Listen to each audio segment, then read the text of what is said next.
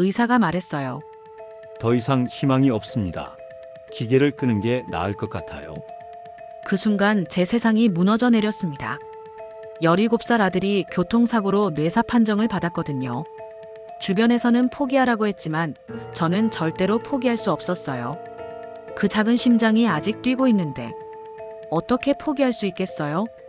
3개월 동안의 노력 끝에 정말로 기적이 일어났습니다.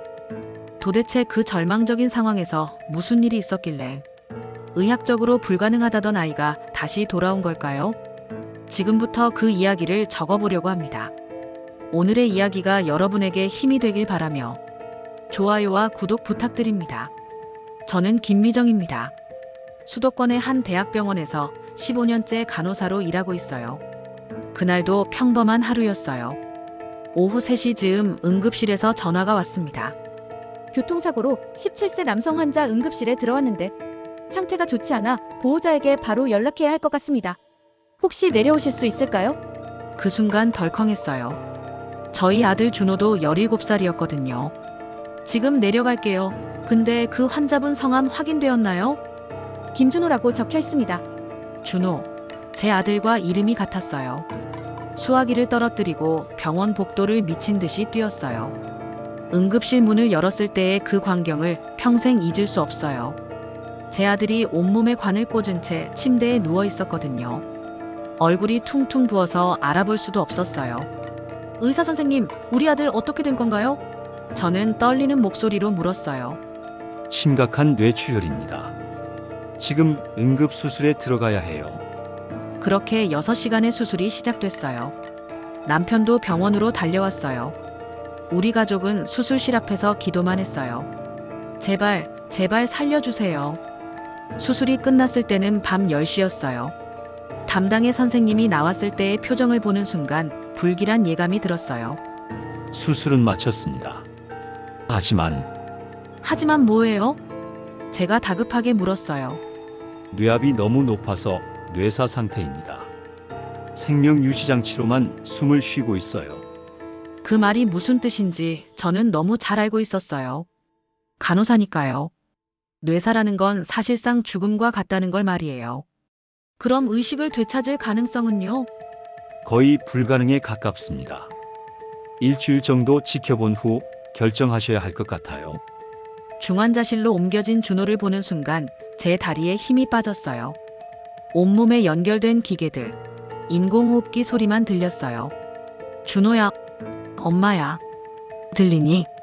아무런 반응이 없었어요. 그날 밤 저는 준호 곁에서 한시도 잠들 수 없었어요. 기계 소리를 들으며 생각했어요.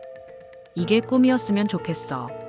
아침에 일어나면 준호가 엄마 밥 줘 라고 투정 부리는 평범한 하루였으면 좋겠어. 일주일이 지났어요. 준호는 여전히 깨어나지 못했어요. 담당이가 저희 가족을 상담실로 불렀어요. 죄송합니다. 뇌사 판정이 확실합니다. 더 이상 회복 가능성이 없어요. 남편이 먼저 무너졌어요. 그럼 이제 어떻게 해야 합니까? 생명 유지 장치 연장 여부를 결정하셔야 합니다.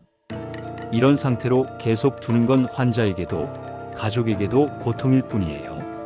저는 화가 났어요. 아직 심장이 뛰고 있잖아요. 어떻게 포기하라는 거예요? 부인, 현실을 받아들이셔야 해요. 의학적으로 더 이상 희망이 없다고요? 제가 15년 간호사 생활하면서 기적을 얼마나 많이 봤는데요. 그날 밤 남편과 큰 싸움을 했어요. 여보, 의사 말이 맞아. 이제 보내줘야 해. 당신이 어떻게 그런 말을 해요? 우리 아들인데. 나도 아프다고. 하지만 현실을 봐야지. 뇌사 상태라 해도 준호도 힘들 거야. 이 상태로 계속 둘 수는 없어. 절대 안 돼요. 제가 포기하지 않는 한 준호는 돌아올 거예요. 남편은 포기하자는 쪽이었고 저는 끝까지 기다리자는 쪽이었어요. 한 달이 지났고 병원비가 하루에 50만 원씩 들어갔어요. 적금도 다 깨고 보험금도 다 썼죠. 남편이 친구들에게 돈을 빌려야 했어요. 미정아, 희망만 가지고 이렇게 계속할 수는 없어. 이제 남은 건 집뿐이야. 그럼 팔아요. 집 팔면 되잖아요. 정신 차려. 준호만 생각할 거야? 수진이는 어떻고? 맞아요. 중학생 딸 수진이도 있었어요. 하루는 학교에서 돌아온 수진이 눈에 눈물이 고여 있었어요. 엄마, 윤주가 그러는데 뇌사는 죽은 거래. 오빠 죽은 거야? 그런 거 아니야. 오빠 곧 깨어날 거야. 오빠가 강한 아이인 거 알지? 하지만 솔직히 저도 흔들렸어요. 정말로 제가 잘못 생각하고 있는 건 아닐까? 혹시 준호를 괴롭히고 있는 건 아닐까? 그런 생각이 들 때마다 준호 손을 잡고 말했어요. 준호야, 엄마가 잘못하고 있는 거니? 그럼 엄마한테 신호를 줘. 뭐든지 좋으니까. 하지만 아무런 반응이 없었어요. 그저 차가운 손만 느껴질 뿐이었어요. 2달째 되는 날, 더 큰 시련이 찾아왔어요. 병원에서 통보가 온 거예요. 중환자실을 다른 환자에게 내어주셔야 할 것 같습니다. 회복 가능성이 없는 환자를 계속 모실 수는 없어요. 그럼 어떻게 해야 해요? 요양병원으로 옮기시거나 집으로 모셔가시거나. 이 상태에서 요양병원으로 옮기는 건 사실상 죽음을 기다리는 것이고, 집으로 데려가려면 간병 비용이 더 많이 들어요. 그날 밤 병원 옥상에 올라갔어요. 정말로 끝인가 싶었어요. 내가 잘못 생각했나? 준호를 놓아줘야 하나? 그때 핸드폰이 울렸어요. 딸 수진이었어요. 엄마 어디에요? 오빠 곁에 없으면 안 돼요. 오빠가 엄마 목소리 듣고 있을 거예요. 수진이 말에 정신이 번쩍 들었어요. 맞아, 포기하면 안 돼. 급하게 중환자실로 뛰어내려갔어요. 그런데 간호사가 놀란 표정으로 저를 맞았어요. 어머님, 어디 가셨었어요? 준호 심박수가 갑자기 불안정해졌어요. 어머님 목소리를 찾는 것 같았어요. 그 말을 듣는 순간 눈물이 쏟아졌어요. 혹시 준호가 정말 엄마를 찾고 있던 건 아닐까? 그날부터 저는 작전을 바꿨어요. 단순히 기다리는 게 아니라 적극적으로 준호와 대화하기 시작한 거예요. 준호야, 엄마가 옛날 이야기 해줄까? 너 어릴 때 말이야. 매일 3시간씩 준호가 좋아하던 이야기들을 들려줬어요. 좋아하던 음악도 틀어줬고 친구들이 보낸 편지도 읽어줬어요. 준호야, 민수가 편지 보냈어. 야, 김준호. 빨리 일어나서 게임하자. 네가 없으니까 1등하기 너무 쉬워서 재미없어. 이렇게 썼어. 그리고 며칠 후 놀라운 일이 일어났어요. 제가 준호 이름을 부르는 순간 심장 박동 모니터의 수치가 확 올라간 거예요. 간호사가 깜짝 놀라며 말했어요. 어머님, 지금 뭐 하신 거예요? 갑자기 심박수가. 그냥 이름 불렀는데요. 다시 한번 불러보세요. 준호야. 또다시 심박수가 변했어요. 간호사도 신기했어요. 이상하네요. 분명히 반응하고 있어요. 그 소식을 들은 담당이가 달려왔어요. 정말로 반응한다고요?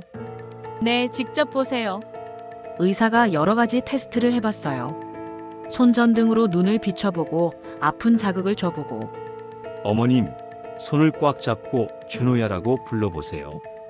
저는 준호 손을 꽉 잡고 불렀어요. 준호야, 엄마야. 들리니? 그 순간 정말로 손가락이 미세하게 움직인 거예요. 너무 작은 움직임이라 놓칠 뻔했는데 의사도 확실히 봤어요. 이건 뇌사 환자에게서는 나올 수 없는 반응입니다. 의사도 당황했어요. 뇌사 판정을 받은 환자가 의식적으로 반응한다는 건 의학적으로 불가능한 일이었거든요. 그럼 우리 아들이 살 수 있다는 거예요? 아직은 단정할 수 없어요. 하지만 더 지켜봐야겠습니다. 그날 남편에게 전화했어요. 여보, 준호가 반응해요. 의사도 놀랐어요. 정말이야?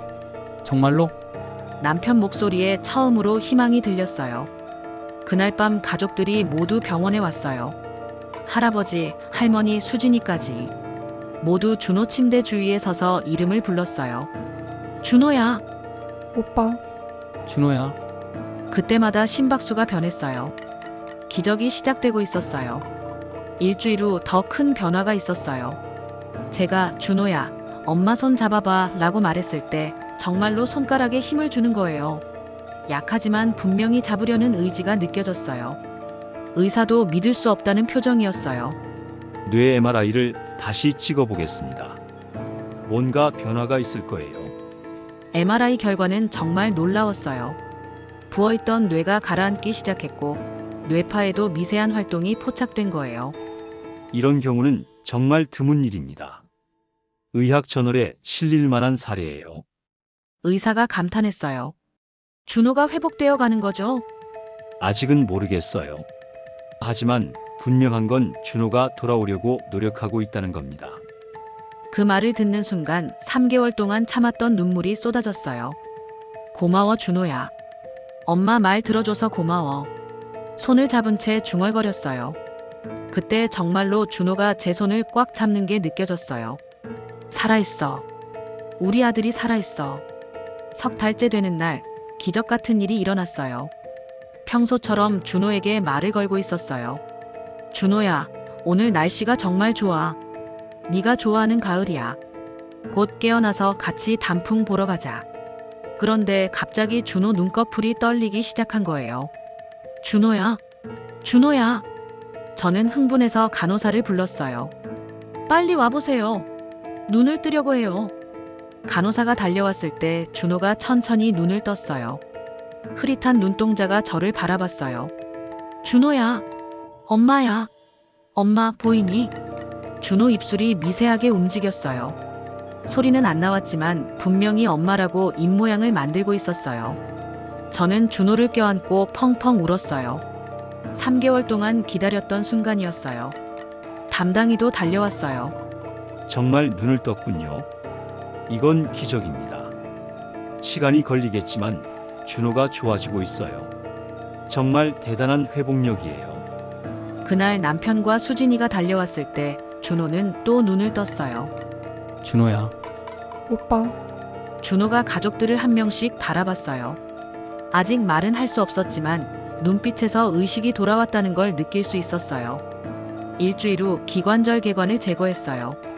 처음으로 준호 목소리를 들을 수 있었어요. 나, 아주 작은 목소리였지만 세상에서 가장 아름다운 소리였어요. 응, 준호야, 엄마야. 많이 아팠지? 이제 괜찮아. 다 나을 거야. 그날부터 본격적인 재활이 시작됐어요. 처음에는 손가락 하나 움직이기도 힘들어했어요. 하지만 준호는 포기하지 않았어요. 매일매일 조금씩 나아졌어요. 한 달 후에는 앉을 수 있었고 2달 후에는 걸을 수 있었어요. 엄마 고마워. 어느 날 준호가 명확한 발음으로 말했어요. 뭐가 고마워? 포기하지 않아서. 엄마가 포기했으면 나도 포기했을 거야. 반년 후 준호는 학교로 돌아갔어요. 처음에는 기억력이나 집중력에 문제가 있었지만 꾸준한 치료로 거의 회복됐어요. 친구들이 모두 놀라워했어요. 야, 김준호, 정말 돌아온 거야? 너 때문에 우리 얼마나 걱정했는지 알아? 준호는 환하게 웃으며 대답했어요. 미안하다. 너무 오래 잤네. 어느덧 준호는 대학에 입학했어요. 의대에 진학한 거예요. 왜 의대로 정했니? 제가 물어봤어요. 나 같은 환자들을 살리고 싶어. 그리고 엄마 같은 보호자들에게 희망을 주고 싶어. 지금 준호는 의대 3학년이에요. 성적도 우수하고 특히 신경외과에 관심이 많아요. 가끔 저에게 말해요. 엄마, 나중에 내가 의사 되면 절대 포기하지 않을 거야. 엄마가 나한테 그랬던 것처럼. 그날의 담당의 선생님도 준호를 보며 놀라워해요. 정말 기적 같은 일이었어요. 어머님의 사랑이 아들을 다시 살렸어요. 저는 지금도 그때를 생각하면 눈물이 나요. 만약 제가 포기했다면 준호는 지금 이 세상에 없었을 거예요.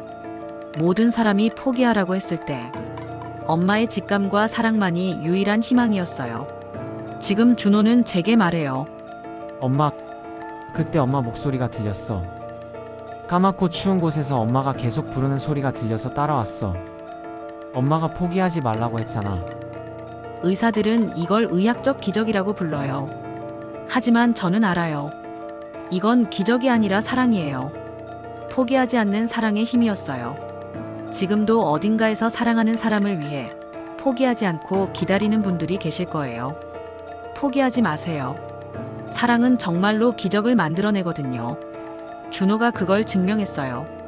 5년 전 뇌사 판정을 받았던 그 아이가 지금은 미래의 의사로 자라고 있어요. 누군가의 생명을 구할 꿈을 품고 말이에요. 엄마, 나 의사 되면 엄마 같은 분들께 절대 포기하지 말라고 할 거야. 사랑하는 사람을 포기하지 말라고. 준호의 이 말이 저에게는 세상에서 가장 값진 선물이에요. 포기하지 않아서 정말 다행이에요. 지금까지 저의 이야기 들어주셔서 감사합니다.